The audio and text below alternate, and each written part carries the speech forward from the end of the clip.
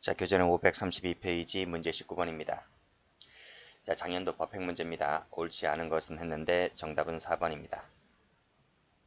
자, 1번 보면 자, A의 B에 대한 채무가 존재하지 않는다는 판결이 확정됐잖아요. 본죄가 되지를 않죠. 왜냐하면 본죄가 되려면 채권 채무 관계가 존재를 해야 되는데 채권 채무 관계가 존재하지 않기 때문에 본죄가 되지 않는 겁니다. 자, 우리가 지문을 읽을 때는 그 핵심 키워드를 잘 찾아내셔야 됩니다. 자, 2번 가죠. 자, 담보된 채무액이 더 많다는 경우에도 본죄가 성립할 수 있다. 그쵸? 본죄는 최상적 위헌범이기 때문에 더 많다는 것만으로는 본죄의 성립을 부정할 수는 없는 거죠. 자, 3번 가압류 채권자의 이치위, 지위 밑줄 그시고 이 지위는 본죄의 객체가 되지 않습니다. 자, 4번 자, 가등기 밑줄 그시고 가등기 경료만으로는 본죄가 되지를 않는 본죄가 성립할 수 있다. 틀렸죠. 가등기는 순위 보존적 효력밖에 없어요. 그렇기 때문에 본죄를 해했다고 볼 수는 없는 거죠. 진의 밑줄 그시고 진의에 따른 채권 재산을 양도하였다면 무슨 결과가 초래되었다 할지라도 본죄가 되지는 않는다. 그쵸? 왜 그러냐면 본죄의 행위 태양은 허위양도라고 되어 있잖아요. 진의에 따른 양도는 허위양도가 아니잖아요. 그렇기 때문에 구성요건에 해당하지 않아서 본죄가 되지 않는 겁니다. 자, 문제 20번. 다음 중 옳은 것은 했습니다. 정답은 1번이죠. 자, 본죄는 채권자의 정당한 권리 행사 보호 외에도 강제집행의 기능 보호도 있다는 겁니다. 자, 쭉 내려오시면 근데 그 주된 보호법은 두 가지라 했는데 그 중에서 어떤 것이 더 중요하냐 하면 채권자의 권리 보호에 있다는 것이죠. 자, 그 다음 강제집행의 기본이 되는 채권자의 권리, 즉 채권 존재는 성립 요건이라고 말씀드렸고 따라서 채권 존재가 인정되지 않을 때는 본죄가 성립하지 않게 됩니다. 자, 2번 질문.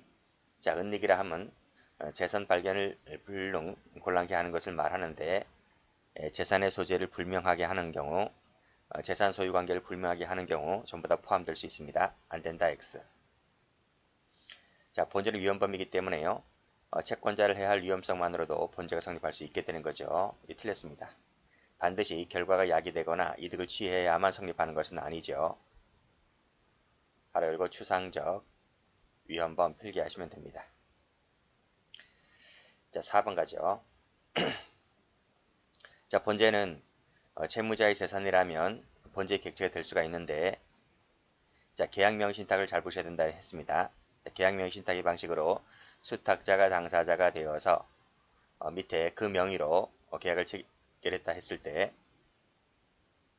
그 신탁자는 소유권을 취득하지 못하게 되죠. 대외적으로 소유권을 취득하지 못한다. 그래서 이 수탁자가 대외적으로 땡땡 소유권자가 됩니다.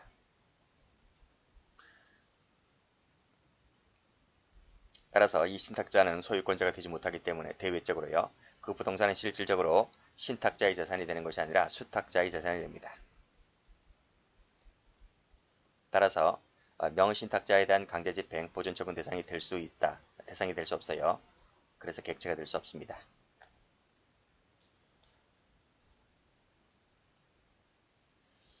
자, 21번입니다.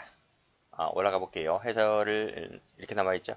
수탁자가 대외적으로 소유권을 취득하게 된다. 뭐 이것은 뭐죠? 여기 알지 못하는 데이지 알지 못하는. 즉 당사자가 명의수탁자가 당사자가 되어서 알지 못하는 소유자. 여기 또 안다고 했죠? 여기 안다고 되어 있습니다. 알았든 알지 못하든 마찬가지인 거예요. 그 법리는 명신탁에서 다 말씀드렸어요. 알지 못하든 알든 간에 그때는 소유권은 매도인이 그대로 보유하게 된다. 알지 못할 때는 수탁자가, 안 때는 매도인이 보유하게 되기 때문에 어느 뭐로 보나 어느 경우이든지란 말은 상대방이 선이든 악이든 간에 신탁자는 소유권자가 되지 않기 때문에 본제의 대상이 될 수 없다는 그런 내용입니다. 아주 중요한 판결이죠. 시험에도 많이 나왔어요. 21번입니다. 다음 중 옳지 않은 것은 했습니다. 정답은 1번이죠. 법행 문제네요. 지문이 도대체 몇 개야? 7개네요. 자, 항상 늘 말씀드리지만 이런 박스 문제는 하나 지문씩 따가지고 발췌해가지고 짜집기를 해서 문제를 많이 내니까 꼼꼼하게 전부 다 보셔야 됩니다. 전부 다 동그라미 칠게요.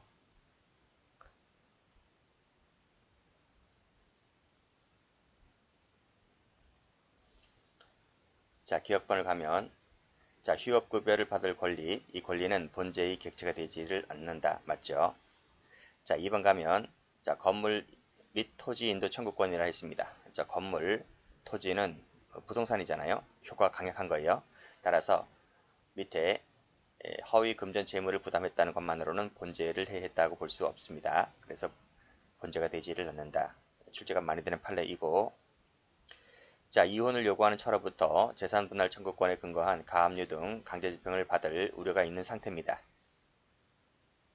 남편이 재산을 빼돌리는 거죠. 이를 면탈을 할 목적으로 허위 채무를 부담하고 소유권 이전 등기, 청구권 보존의 가등기를 경유했다고 했을 때 본제가 될 수 있습니다. 이 판례도 출제가 잘 되고요. 자, 디귿번 갑니다. 가압류 집행 해제 신청은 본제 행위태양이 아닙니다. 즉 허위 양도, 허위 채무 부담 이런 행위태양이 들어오지 못하기 때문에 본제가 되지 않고 이것도 출제가 잘 됩니다. 자, 훨씬 상회한다. 훨씬 상회한다. 라고 했을 때는 본제가 되지 않는다고 봤죠. 다소 약간 많은 것만으로는 본제가 될 수 있는데 훨씬 많다면 본제가 되지 않습니다. 자, 비읍번 채권자들이죠. 이 들입니다.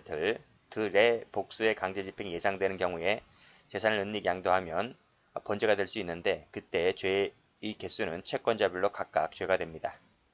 그런데 행태가 한계이기 때문에 즉 은닉 허위 양도하는 이 부분이 행태가 한계잖아요. 이것이 한계 행위입니다. 그래서 상상적이 됩니다. 자, 타인 재물 보관하고 있는 자가 영득을 할 의사로 은닉을 하였다면 횡령죄가 되죠. 자, 강제집행 결과 면탈 결과가 발생한다 하여 별도로 강제집행 면탈죄가 되지는 않습니다. 왜 그럴까요? 이것이 타인 재물이기 때문에 그렇습니다. 자기 재물일 때는 본제가 될 수가 있는데 타인 재물이기 때문에 횡령죄밖에 안 돼요. 22번 다음 중 옳은 것은 했습니다. 정답은 4번입니다. 자, 1번 휴업급여를 받을 권리는 본제 객체된다 그랬어요? 안 된다 했잖아요. 그쵸? 강제집행의 객체가 되므로 안 돼요. 자, 그래서 휴업급여를 기존의 압류 예금 계좌에서 압류되지 아니한 다른 계좌로 바꿔 수령하면 본제가 성립한다. 본제가 성립하지 않습니다. 앞에서 말씀드렸잖아요. 여기서 휴업급여를 받을 권리는 본제가 되지를 않는다. 자, 2번입니다. 자, 근저당권의 목적물인 기계에 경매 개시 결정이 내려졌습니다. 자, 경매 세무 칠게요. 경매가 키워드입니다. 자, 이를 원래 있던 곳에서 가지고 나가 숨겨두면 강제집행을 면할 목적으로 재산을 은닉한 것에 해당하기 때문에 본제가 성립할 수 있다. 안 됩니다. 왜 그럴까요? 경매니까 안 된다고요. 경매니까. 자, 해설 가봅니다. 해설 가보면 본제가 되려면 민사집행법상의 2편에 해당되는 요겁니다.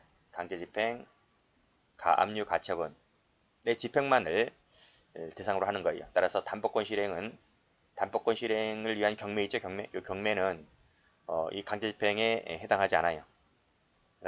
그게 판례입니다. 이 판례는 많이 봤지? 이 판례는 이 자체로 출제가 많이 됐지? 그런데 사안을 약간 바꾸어서 이렇게 내면 틀린단 말이에요. 사람들이. 이게 뭐지? 라고 하면서. 그렇죠? 이 판례가 이 판례예요. 근데 법학 경제는 약간 까다로운 문제, 까탈스러운 문제가 종종 나옵니다. 좋은 문제가 좀 많이 있다는 거예요. 그래서 이런 질문들도 등장할 수가 있기 때문에 기억을 좀 해두시고요. 자, 3번 갑니다. 자, 가압류 등을 피할 목적으로 회사의 예금 계좌에 입금된 회사 자금을 인출해서 제3자 명의 다른 계좌로 송금하였는데 쭉 읽어보시고 그럼 어떻게 되는 거죠? 이런 것을 피할 목적으로 채권자들의 가압류죠. 피할 목적으로 회사의 예금 계좌에 입금된 회사 자금을 인출해서 제3자 명으로 빼돌리게 되면 기수가 됩니다. 기수. 본제의 기수가 되는 거예요. 그쵸? 자, 이른바 어음 대막기 용도의 자금 조성을 위한 경우에 피고인의 멘탈 행위는 정당행위가 된다고 볼 수 있다. 안 돼요. 안 돼요. 뭐 집단에는 대막기 용도였다라고 하지만 판례는 이것을 정당행위로 보지 않았습니다. 자, 4번 가볼게요.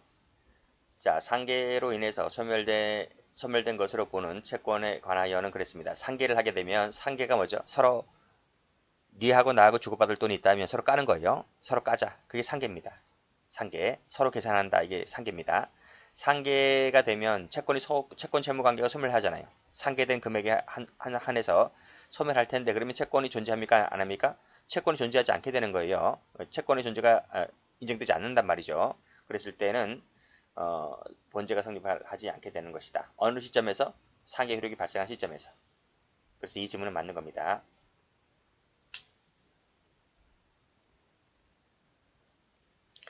자, 그 다음 문제입니다.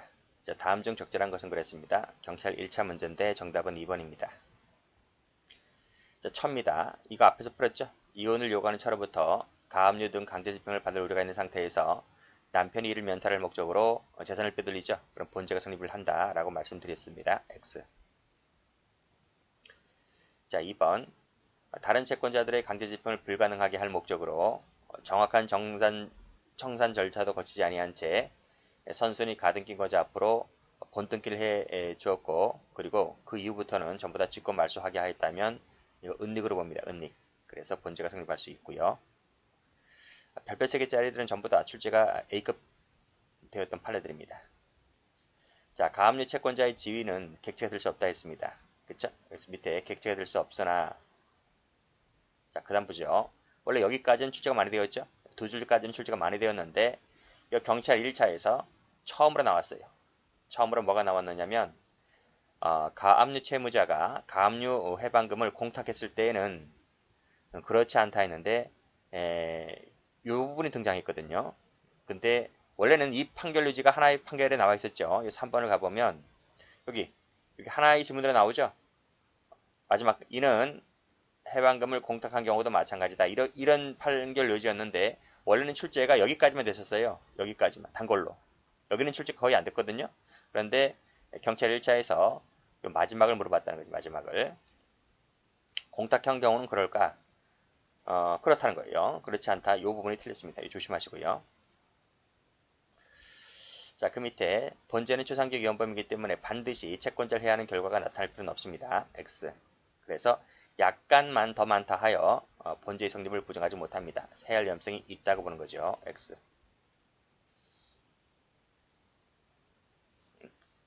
그 해설에 나와 있죠. 왜냐하면 추상적 위헌범 위태범으로 보았기 때문에 그렇습니다. 24번입니다. 다음 중 적절하지 않은 것은 했습니다. 정답은 3번이죠. 자, 1번 가면 특허 내지 실용 실현을 받을 수 있는 권리도 포함됩니다. 맞고 특허 동그라미. 자, 2번 면탈을 목적으로 제3채무자에 대한 채권을 타인에게 허위 양도하면 본제가 되는 겁니다. 본제가. 그래서 이 제3채무자를 이제 은행으로 칠게 은행. 그러니까 채무자가 은행에 채권을 갖고 있죠. 은행 예금이 있다면, 그렇죠? 예적금이 있다면 은행에 대해서 채권을 갖고 있을 텐데 채권자가 자기 통장에 자기 재산에 가압류를 하려고 하니까 채무자가 은행에 갖고 있는 통장을 빼돌리는 거야. 빼돌린단 말이죠. 그러면 본제가 되는 거예요. 물론 그 다음부터 가압류 결정 정본이 제3채무자 즉 은행에 송달되기 전에 제 채권을 허위 양도하였다. 그게 일반적이란 말이죠. 그러니까 이 말에 속지 말아요. 채권 제3채무자에게 송달되기 전에 허위로 양도하면 본제가 안 되는 거 아니야? 이렇게 하는 게 아니라 면탈을 할 목적으로 제3채무자에게 채권 허위 양도하면 이게 먼저라니까. 이게 먼저고 그 다음에 나중에 뭐 가압류 결정 정본이 은행에 송달된다는 것은 그 다음이기 때문에 순서가 다음이기 때문에 이건 당연한 거예요. 당연한 것이기 때문에 송달되기 전에 채권을 허위 양도하였다 이건 당연한 것이고 이건 들러리 지문이라는 거죠. 그래서 이것은 당연히 타인에게 허위 양도하는 순간 본죄가 기수가 된다 이렇게 보시면 됩니다.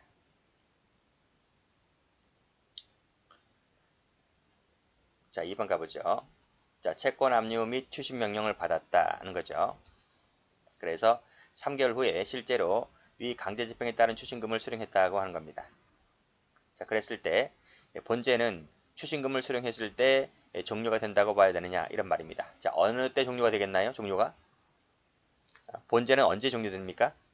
자, 여기서 허위죠. 허위 내용의 계약 공정증서를 작성한 후에 법원으로부터 채권 압류 및 추심 명령을 받았을 때입니까? 이때입니까? 아니면 결국 그 집행에 따라서 돈을 받았을 때 요때입니까? 언제 종료된다고 봐야 됩니까? 소송사기 때 생각하시면 되는 거예요.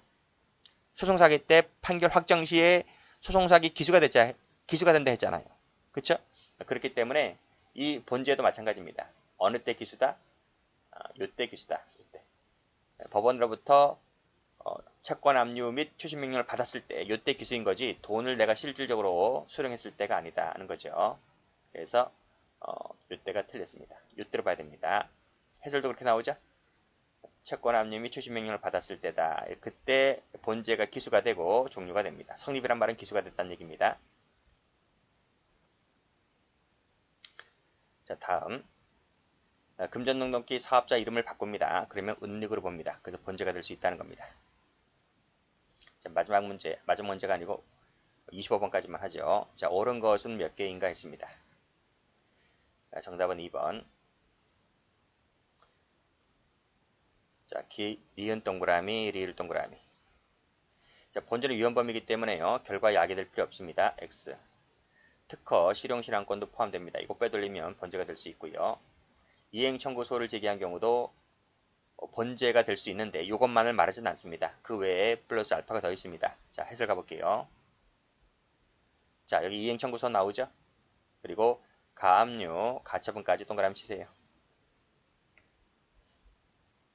자, 리을번 계약명 신탁 말씀드렸습니다. 자, 그랬을 때 밑에 등기를 수탁자 명의로 마쳤을 때 그 부동산은 대외적으로 수탁자 소유가 됩니다. 그러니까 신탁자 소유가 안 되기 때문에 신탁자에 대해서는 본죄가 성립을 하지 않게 되는 것이죠. 그래서 맞는 지문이 됩니다.